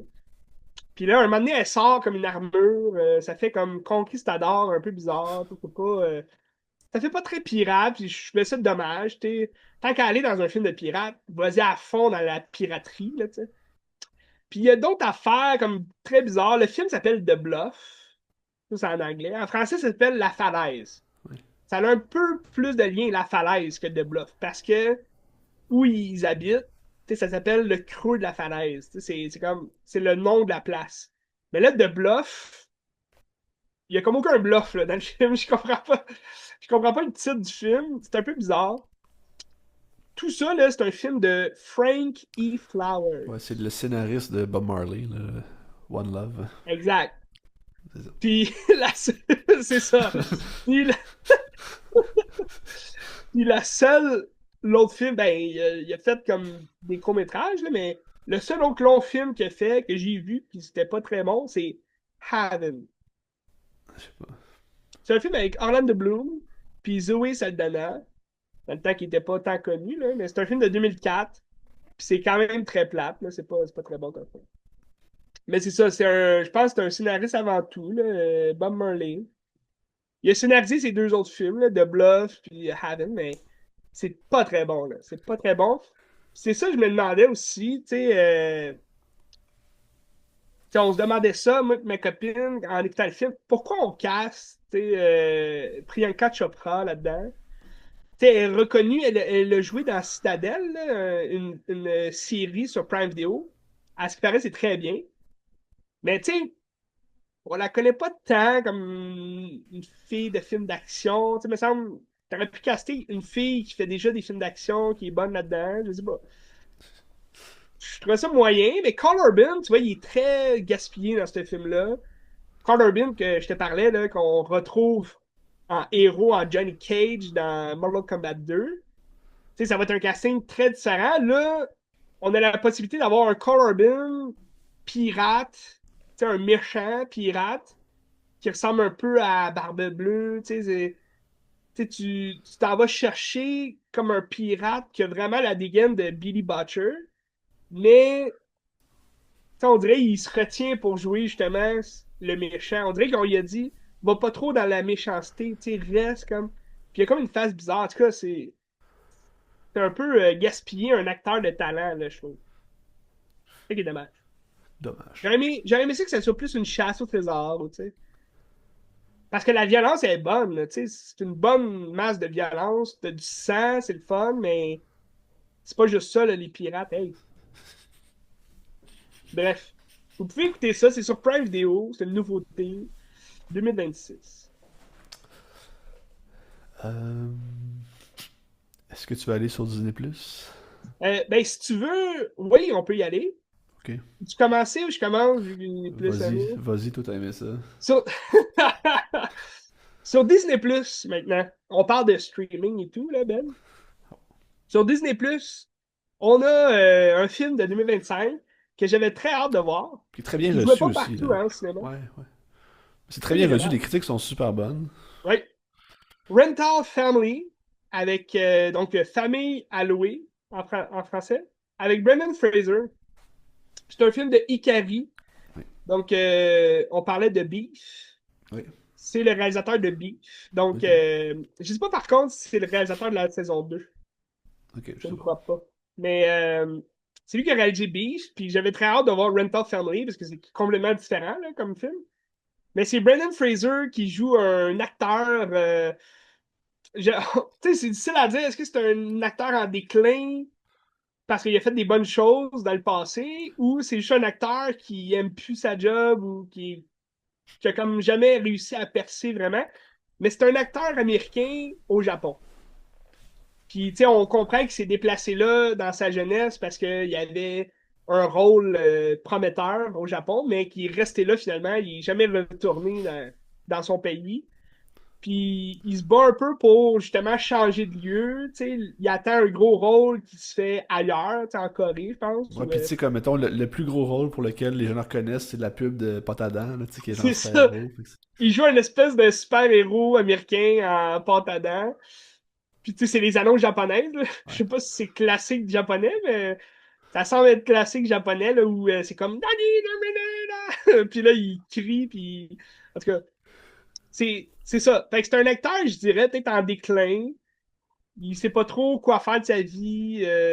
Il a une vie plate, en fait. Là. Il habite seul. Tu sais, il a pas d'amis. Puis tout ce qu'il fait le soir, c'est regarder les autres appartements en face de lui. Puis se demander c'est quoi que je veux. C'est quoi que je veux faire de ma vie. Tu sais, qu'est-ce que je veux faire. Tu sais. Finalement, à un moment donné, ben, il reçoit un rôle pour jouer un Américain à des funérailles. Puis lui, il pense que c'est des vraies funérailles. Tu sais, il va aller juste là. Puis là, ben, le mort, il se réveille, puis il est comme, hey, qu'est-ce que c'est ça? Il est comme surpris. Puis il apprend que c'est parce que c'est des gens qui voulaient préfaire la funéraille. Là. Puis je pense, ben, ça explique, je pense que c'est récurrent là, au Japon. On aime ça faire ça pour dire les adieux, tu sais, voir c'est qui est là à nos funérailles. Puis c'est une agence qui loue des acteurs pour combler des vides dans des familles, dans des situations. Puis là, c'est la personne qui est au funéraire, elle voulait un Américain blanc au funéraire. Fait que, fait que lui, il est comme appelé pour aller là. Puis là, il comprend, OK, ouais, OK, il trouve ça bizarre, mais le gars qui l'a loué, dans le fond, ben, pas qu'il l'a loué, mais qui l'a L'agence, là. casté là-dedans, Ouais. qui l'a donné à job, il lui propose de travailler avec lui puis continuer parce qu'il a comme la bonne shape d'un Américain blanc, puis tu sais, il peut faire plusieurs rôles pour lui. Puis il présente sa business comme étant Rental Family, une famille à louer. Donc, c'est des acteurs qui sont appelés pour aller jouer des frères, des pères, des mères, comment ils appelaient ça? Des maîtresses d'excuses. Là. Ouais. Comme c'est pas la vraie maîtresse, mais c'est comme une actrice qui va jouer la maîtresse pour aller s'excuser à la femme pour que le mari soit Ouais. pardonné. En tout cas, vas-y Ben. Mais tu sais, c'est un peu comme Eternal Sunshine of the Spotless Mind, mais terre à terre, dans le sens que c'est des gens qui vont faire quelque chose pour aider les autres, mais est-ce que c'est vraiment bien ou pas? Puis t'as toute cette notion C'est ça. morale-là à travers le film. Là.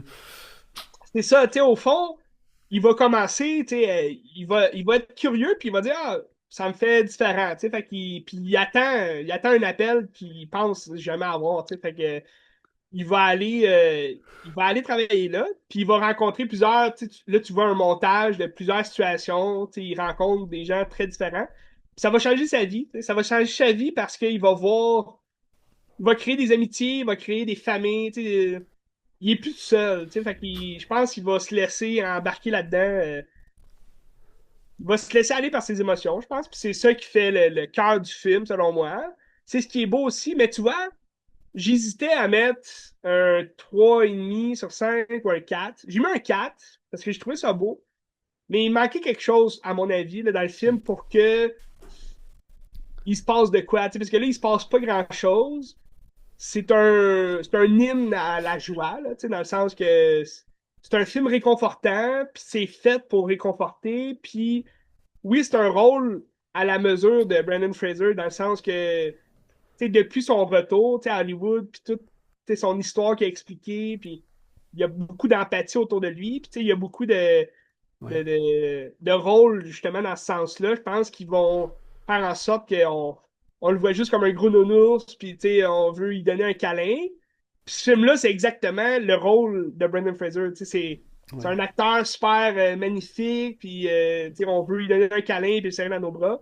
Puis c'est ça qu'il recherche dans ce film-là, tu sais, mais tu sais, je trouve qu'il manquait un petit quelque chose pour que ça devienne vraiment un grand film de ce genre-là. Puis c'est pour ça que je l'ai pas mis dans mon top 10 2025. Ben, tu sais, moi, j'ai mis 2,5. Pas, Oui. pas que c'est un mauvais film nécessairement, mais c'est ce que tu dis, c'est que je trouve que le film est vide, puis ça repose juste sur le fait que ça joue du violon, puis c'est comme, ok, c'est un peu touchant, donc les gens vont s'accrocher à ça, puis ils vont être contents de regarder ça, ça fait du bien. Mais autre que ça, il y a rien, il manque de substance, c'est un peu dull à regarder même, je trouve. Fait que tu sais, moi, c'est pas mon genre, je trouve que c'est un genre de feel-good movie qui va jouer à TVA le dimanche matin. Mhm. Puis c'est Mais correct, c'est là, exactement ça, tu c'est sais. ça. Puis c'est pour ça que j'ai mis plus bas que peut-être la moyenne parce que je trouvais que c'était flat. Mais c'est Mhm. pas un mauvais film, c'est pas un navet, c'est pas raté, Ouais. sauf que Mais j'aurais c'est un aimé peu ça flat. que, tu sais, vers la fin, on se concentre un peu sur les partenaires d'affaires, là, tu sais, les Ouais, collègues qu'il y a. J'aurais aimé ça qu'il se passe une plus grosse affaire avec ces collègues-là. ouais. Mais ça devient un peu trop à la fin, puis ça finit comme un peu trop rapidement pour moi. Mais c'est un beau moment, tu sais, je pense que tout le monde passe un beau moment en regardant ce film-là. Je vous Mais le tu sais, mettons conseille. dans des films qui vont avoir une vibe similaire, qui essaient d'aller chercher le confort, t'as genre Perfect Days qui fait Mhm. plus ou moins la même chose, là, c'est quand même un contexte différent, mais Ouais. ça essaie d'être la même chose un peu, puis c'est 100 fois plus réussi. On dirait qu'il y a plus d'émotions, il y a plus. Ça capte plus de la philosophie, mettons, que dans Mettons Family, je trouve. Là. Mhm.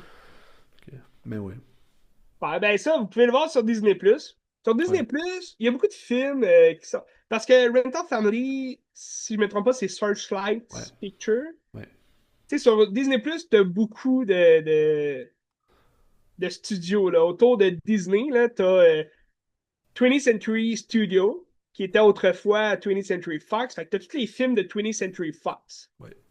Tu as Searchlight Picture, dont Rental Family. Tu as Touchdown, aussi, qui est un vieux studio. Là, ils font plus vraiment de films, je pense, eux. Mais Je c'est pense eux que qui c'est faisaient vieux les films studio. de Wes Anderson à l'époque, là. C'est ça? Oui, c'est ça. Tu sais, Touchdown, là, il y a beaucoup de films. Puis, c'est ça. Ben, t'en as d'autres aussi, là. Mais moi, j'ai regardé aussi deux films de 2025, plutôt moyens, là.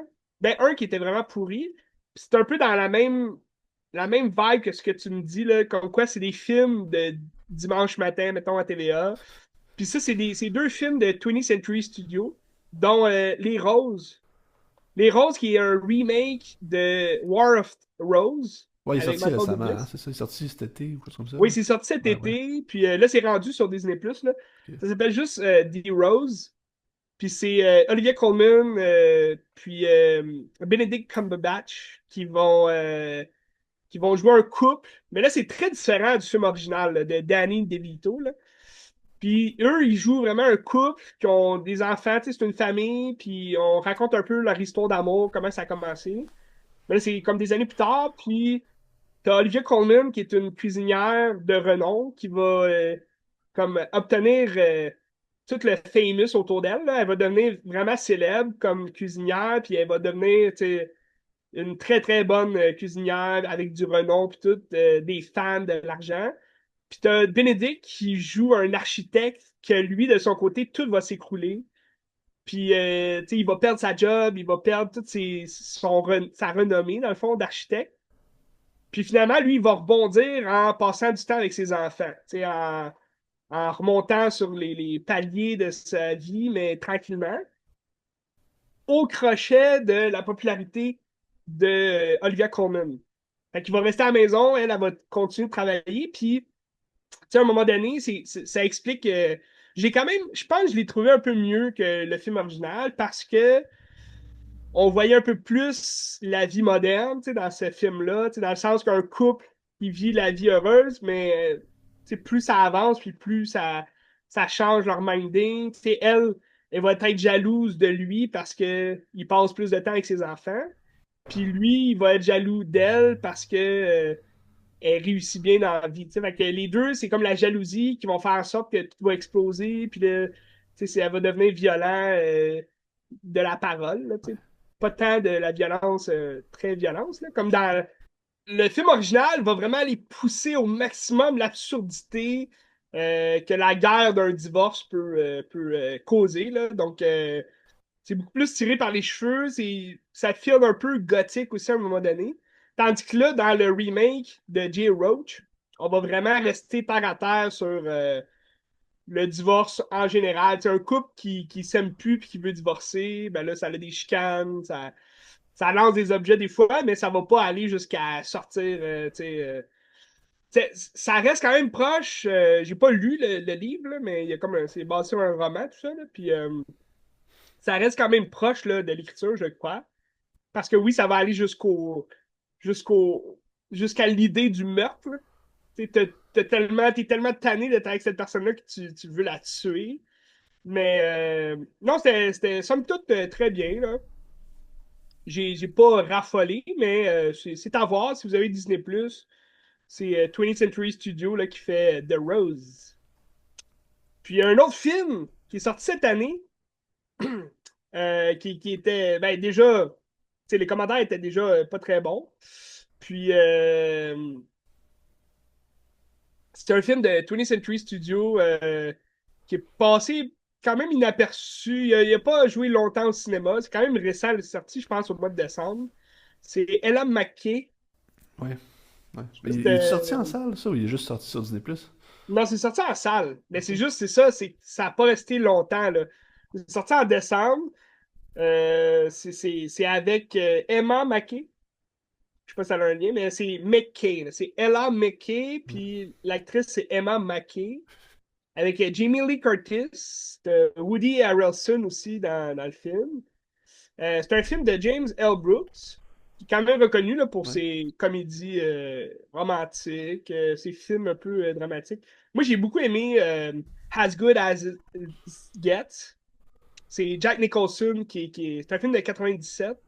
C'est Jack Nicholson qui est un peu un Scrooge, là, tu sais. Il habite dans son appartement, puis il déteste tout le monde, puis tout le monde de son immeuble aussi. Puis là, finalement, il commence à prendre goût à la vie, puis ben, c'est un genre de rental family, tu sais. Il ouais. va comme faire la rencontre de plusieurs personnes, puis il va commencer à aimer de plus en plus sa vie, là, où ce qu'il est. Il a aussi fait Broadcast News en 87, donc 10 ans avant As Good As It Gets. Mais lui, il est pas dans les Simpsons aussi, comme producteur, ou je sais pas trop quoi, là. James L. Brooks, ça se pourrait. Ça se Ouais, il me pourrait, semble. mais je connais pas assez son parcours. Mais Broadcast News, très bon aussi. Moi, je l'avais vu à Cinépop, là. C'est un vieux film quand même. Mais je pense que vous pouvez le trouver sur Prime Video. Puis c'est une histoire d'amour, mais au travail, t'as Holly Hunter qui travaille avec William Hurt, puis t'as Albert Brooks dans un journal télé, là. Fait que c'est comme l'histoire des tribulations amoureuses entre ces trois-là qui vont faire le tour. Mais c'était très bon comme scénario. C'est aussi celui qui a fait Spanglish Ok. avec Adam Sandler. C'est correct, là, sans plus. Mais Ella McKay, c'est l'histoire d'une jeune, d'une jeune politicienne, tu sais, qui a des idées très établies sur la politique, puis, tu sais, elle a grandi avec un père son père, c'est Woody Harrelson, puis il était dans la politique, lui aussi, je crois, ou médecin, mais c'est un homme qui est bien placé, mais il trompait sans arrêt sa femme, puis là, tu sais, elle a grandi avec des problèmes familiaux, puis la politique, c'est un peu son besoin d'aller justement affronter des hommes de pouvoir, puis de pouvoir tu sais, se représenter comme femme. Euh, il y a sa tante, Jimmy Curtis, qui l'aide là-dedans. Mais c'est très plate comme film. Là. C'est un scénario c'est qu'il n'y a rien. C'est un peu comme toi, tu trouvais à Rental Family, c'est qu'il n'y a rien qui soutient le scénario. Tu sais, c'est sa conquête de la politique. Puis là, il se passe de quoi dans sa vie où il y a comme des menaces qui font en sorte que ça pourrait tout chambouler le travail qu'elle a fait. Fait que là, elle va continuer d'aller voir des gens, d'aller parler d'un bord puis de l'autre. Tu sais, ça se passe, ce qu'on voit dans le film, c'est que ça se passe en 2 jours là, consécutifs que tu vois tout, mais c'est long, c'est plate, tu parles pas grand-chose. Ça, je vous le conseille un peu moins. Mais ça vaut la peine d'être vu quand même. Là. Si vous avez tous vu les autres films de James L. Brooks, vous aimeriez peut-être ça. C'est quand même. Oui, c'est ça. Il était co-créateur des Simpsons. Ok, c'est ça. Fait que, avec Matt Groening. Fait que c'est ça. Mais c'est un film. C'est un film qui va mal vieillir. C'est déjà mal vieilli. On dirait. Le film en tant que tel, il se passe en 2008. Là. Ok. Fait que c'est comme un peu un scénario. Ah, c'est un peu un scénario de 2008, mais qui est pas très bon. Fait que c'est un peu dommage pour ça. Ah, Qu'est-ce que tu fais? fait que Descends de là, là. Descends. Hella McKay Descends de là, là. Descends. sur Disney+. Je peux te parler, Ben, d'un dernier film, Oui, vas-y. si t'es prêt, Vas-y. Garfield. Euh, je te parle d'un film, moi j'ai pu le voir sur Illico Plus, mais je crois qu'il est juste disponible en ce moment là, sur Paramount Il est Plus. pas sorti en salle, hein? Il est sorti en salle. Ah oui. Donc, oui, c'est sorti en salle au début de l'été, si je ne me trompe pas, ou pendant cet été. Je te parle du dernier film de Bob l'éponge. Oui. Donc, le SpongeBob Movies. Attends un peu, je vais te dire le titre exact. The Search for SpongeBob SquarePants. Movie Search for SquarePants. Ouais. SquarePants. OK? Donc, c'est un nouveau film de Bob l'éponge qui était pas si mal. Pour vrai, j'ai passé un beau moment. Moi, j'avais détesté le dernier là, qu'il avait fait là, Bob l'éponge à la recherche de Gary l'escargot. Là. Ouais. Ça s'appelait Sponge on the Run.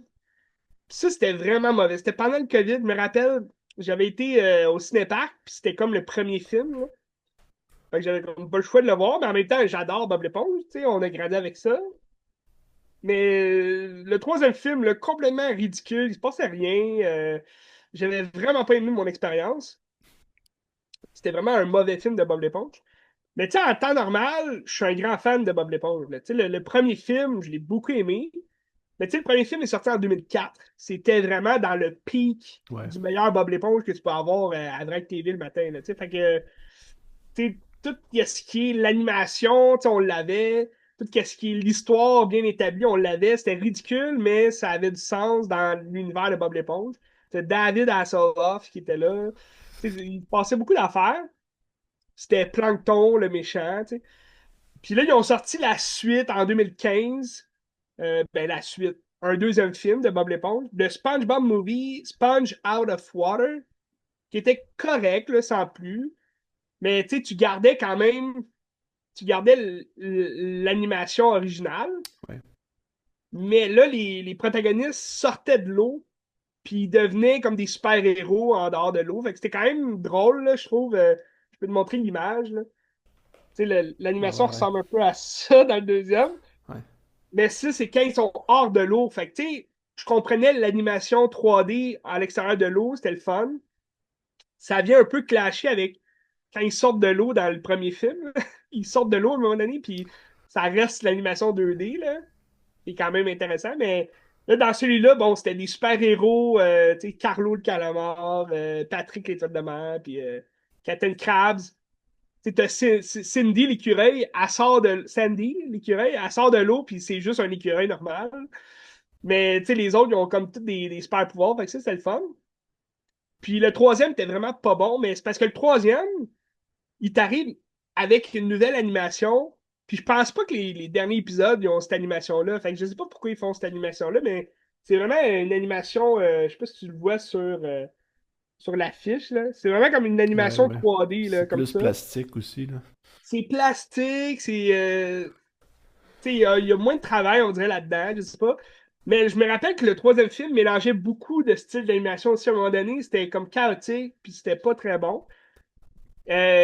Pour le dernier, ça garde cette animation-là. Mais je trouve dans le scénario, tu sais, on se rapproche beaucoup plus d'un long film, tu sais, un long épisode spécial Ouais. de Bob l'éponge. Tu sais, je me rappelle, moi, il y a une longue histoire que j'aimais beaucoup, là. C'était Bob l'éponge. C'était comme 2 épisodes c'était une suite là, à faire. Fait que c'était comme un long épisode de 1 heure. Puis c'était Bob l'éponge avec son groupe d'amis. Ils s'en vont dans l'Atlantide.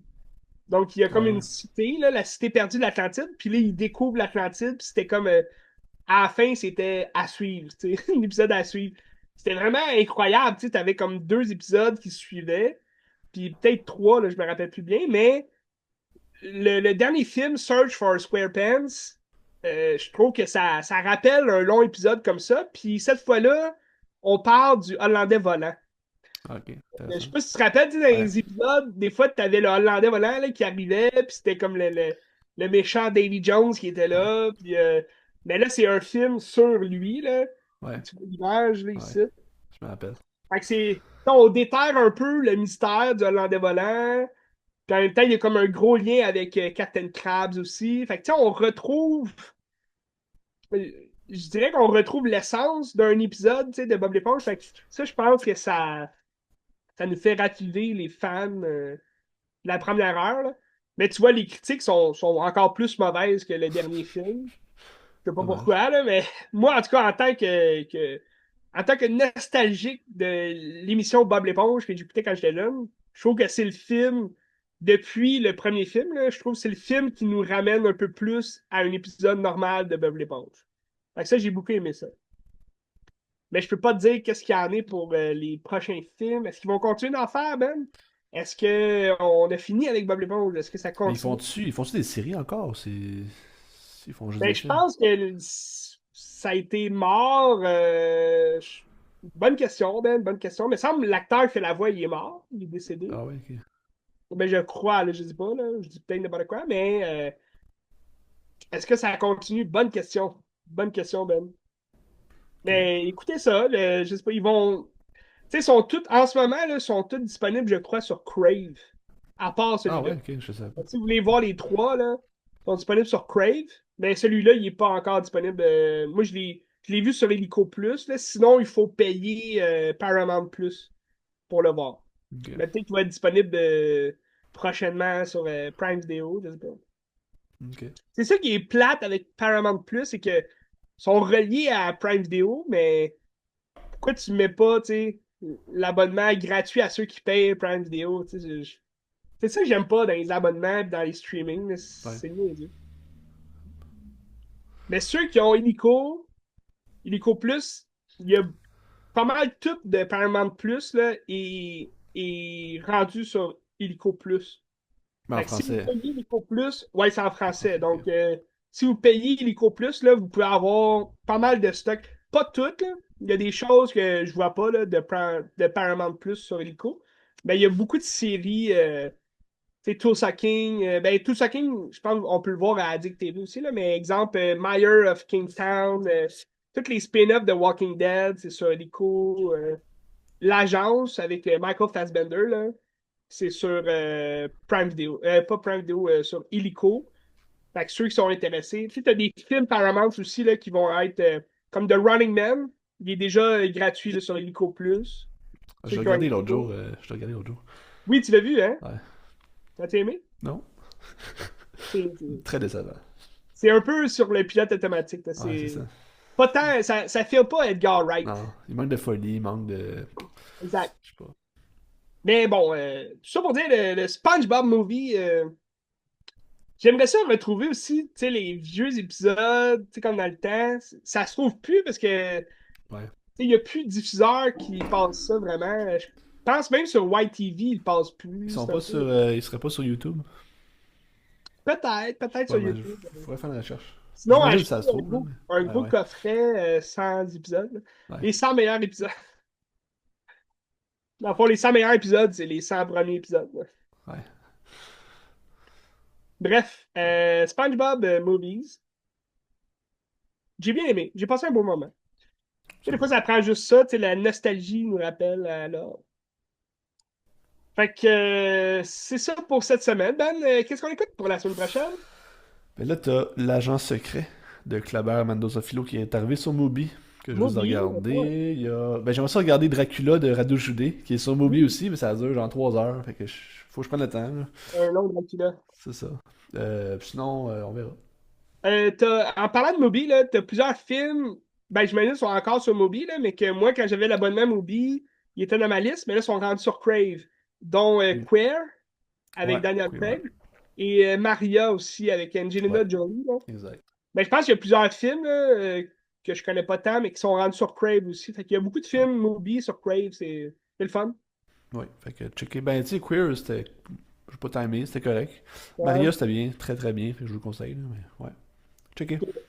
Ben, d'ailleurs, c'est ça, j'avais Spencer aussi là, dans ma liste Ouais, Crave. Fait que très bon. c'était le fun de faire un. Petit On doublé. faisait beaucoup de liens entre Spencer puis Ouais. Ben, Spencer, c'était meilleur à mon avis, là, mais c'est intéressant. ouais, l'autre, c'est Jackie. Hein. Jackie aussi, très bon, Jackie. Oui. Donc, semaine prochaine, évidemment, on a Hoppers qui sort un nouveau film de Ouais, Pixar. vendredi. Mais Ensuite, il y a aussi The Bride de Maggie oui. Gyllenhaal qui sort donc avec Christian Bale Ouais. en Frankenstein. Et la Bride, c'est Jessie Buckley qui joue dans Hamnet. Elle se paraît, ben, elle doit être très bonne. Elle est nominée là, partout pour Hamnet. Là, donc, j'ai hâte de voir ça aussi. Ça va sûrement sortir ça sur un streaming prochainement. Avec The Bride. Il y a aussi Jake Gyllenhaal qui joue, donc le Ouais. frère de Maggie là, va jouer dans The Bride. J'ai hâte de voir. Ça a l'air d'être un Bonnie and Clyde. Ah ouais, ok. Parce que j'ai vu Ouais, ouais, un ouais. Bonnie and Clyde à la Monster. Ben, l'esthétique a l'air le fun aussi. Oui. Ouais. Puis, entre-temps, ben, je vais sûrement écouter, pour faire un lien avec ça, je crois que c'est sur Netflix, mais je ne sais pas si c'est sur Netflix. Mais tu as un film, Lisa Frankenstein. Ouais, ouais, qui est sorti il y a pas longtemps, ça non plus, hein. Ça a sorti, je crois, en 2024, je ne me Ouais. trompe pas. Puis Ouais. c'est comme une histoire un peu teen movie, là, mais à la Frankenstein. Là. Fait que ça a l'air assez drôle. C'est l'actrice, je me rappelle plus l'actrice. C'est elle qui jouait dans le Hitman 3, qui a comme remplacé la fille de Paul Rudd. Puis elle va jouer prochainement dans Ready or Not 2. Ouais. Donc elle est populaire dans les films d'horreur de ce genre-là. T'as également un nouveau film sur Netflix. Ben, c'est sorti il y a quelques semaines, là. Quelques jours en fait. C'est Your Monster avec justement Melissa Barrera. Puis c'est comme une réinterprétation de La Belle et la Bête, Ah ouais, ok. version plus horreur. Ok. C'est Fait que un film c'est Netflix? Your Monster. C'est un film Netflix? C'est pas un film Netflix, Ok. mais c'est arrivé sur Netflix Ok. dernièrement. Fait que si ça vous intéresse d'écouter des films de monstres, Ok, intéressant. ça va dire ça. Fait Fait que que- j'ai sûrement regardé ça. Sinon, en mars, on est à l'affût de tout et de rien. Sur Apple TV, il y a la série Monarch, saison 2 là, qui a commencé. Fait que je vais sûrement plancher ça prochainement. Mon souhait, ce serait aussi d'écouter back-à-back tous les épisodes de Night of Seven Kingdoms. Ben, Donc, moi, je suis dans Game of Thrones en ce moment. Je suis en saison 2. ah, Je vais de me claquer ça. Avant House of Dragon 3 cet été, on va tout oui, regarder. Fait que parfait. j'ai hâte. Écoute, t'as-tu écouté les deux saisons de House of the Dragon? Non, j'ai commencé par Game of Thrones. Mais tu sais, j'avais déjà vu la saison 1. Puis là, je suis rendu à la saison 2 que j'ai pas vu, puis j'ai pas vu le reste non plus. Mais Ça j'aime va ça être le bon. revoir en sachant c'est quoi, parce que tu sais, quand tu le vois la première fois, c'est un peu lent. Puis Oui. il y a tellement de personnages que c'est dur à comprendre. Puis là, au moins, quand tu reviens en sachant qui est qui, c'est tellement intéressant. Tu sais, la Ouais, mais c'est politique est ça. fun, hein. Ouais. Tu sais, quand t'étais. Moi, quand j'ai commencé à écouter Game of Thrones, il était déjà à saison 4. Ouais. Il venait de finir à saison 4. Puis moi, j'avais commencé saison 1. Tu sais, ça jouait à la télé, puis j'avais commencé à les écouter. Puis j'ai vraiment pogné à piqûre dès la saison 1. Là, j'ai pogné à piqûre direct. Puis là, je suis allé acheter toutes les 4 saisons. Puis là, j'ai comme réécouté la saison 1 pour après ça écouter la saison 2, saison 3. Puis là, saison 4, c'était incroyable. Mais t'as vraiment du chemin à faire, Ben. C'est Ah, c'est vraiment. sûr, c'est sûr. Mais c'est vraiment bon, hein. Mais pour vrai, c'est très très bon. Puis, tu sais, moi, j'ai pas détesté la fin de série, mais je comprends la déception là, de plusieurs personnes. Mais c'est comme juste l'achalandage de chaque saison, là, c'est bon. C'est très bon. Ouais. Puis là, c'est pour ça que j'ai hâte de voir Seven Kingdoms. Night of Seven Kingdoms parce que c'est très différent. À ce que j'ai entendu aussi, là, c'est 6 épisodes, 30 un minutes, peu genre. plus que 30 minutes. Ouais, Puis, tu sais, c'est très condensé, mais c'est très différent, puis c'est très bon parce qu'on se concentre sur quelques personnages. Fait que ça va être très différent. Bref, on s'en rejase de tout ça. absolument. Night of Seven Kingdoms, c'est sur Crave, parce que c'est HBO. Puis ça va être Est-ce sur que Paramount avec bientôt. Paramount, Mais je ça va pense être que, différent? ouais. Mais je pense qu'au Québec, Crave ont des ententes avec HBO pour un certain temps. Garçon, là, garçon, garçon. Gaston. Mais c'est sûr que, tu sais, faut pas. Je pense pas qu'il faut partir en panique avec ce deal-là parce que c'est, tu sais, c'est pas demain qu'ils vont tout changer, là, Non, non, non. non, non, non, non, non. Mais Fait au que Québec, je c'est ça, pense que vous avez le temps d'écouter vos trucs comme je HBO. disais, Crave, ils ont une entente pendant quelques années, je pense, avant que ça switch. Puis qu'après ça, on va le perdre, là. Mais ça ferait mal, je pense, à Crave, parce que c'est, tu sais, le gros, HBO, c'est gros, là. C'est sûr. Tu sais, moi, tu sais, j'ai le câble, là. Tu sais, ce qui joue à nouveau, si je veux l'écouter, je vais l'écouter à nouveau. Ouais. Fait que, tu sais, il y a beaucoup d'affaires qui sortent sur Crave, mais tu sais, c'est des émissions qui vont jouer no matter what à la télé à un moment donné, là. Fait que sur Crave, oui, tu peux l'écouter en rafale, puis c'est le fun, mais tu sais, c'est le fun pour ceux qui n'ont pas le câble, mettons, là, qui vont écouter Crave, mais sinon, s'ils perdent HBO, je pense qu'ils n'ont plus rien à passer là, là. Tu sais, dans le sens que je pense les émissions, mais tu sais, je paierais pas Crave pour écouter OD dans le sud, là, tu sais. Mhm. OD Tentation dans le sud, là, tu sais. Mais je vais pas écouter ça, là. Mais Crave, c'est bon pour HBO. Ouais. En tout cas, à suivre cette Et puis, situation-là. yes. Puis, ben, on reste à l'affût, Ben. Prochainement, en mars, c'est aussi le film avec Ryan Gosling, projet Hail Mary, qui va sortir Ouais. le 20 mars. Voilà, bon. C'est quoi donc ça? C'est du même auteur que le best-seller de Ah Martian. oui, oui, tu en as parlé l'autre jour, ouais, c'est vrai. Ouais. Donc, c'est Ryan Gosling qui va être perdu dans l'espace Ok, bon, pour sauver le soleil. à suivre. Ouais, un peu comme Sunshine. À suivre. Bref, à suivre. Et tout ça, on reste à l'affût à Qu'est-ce que tu regardes?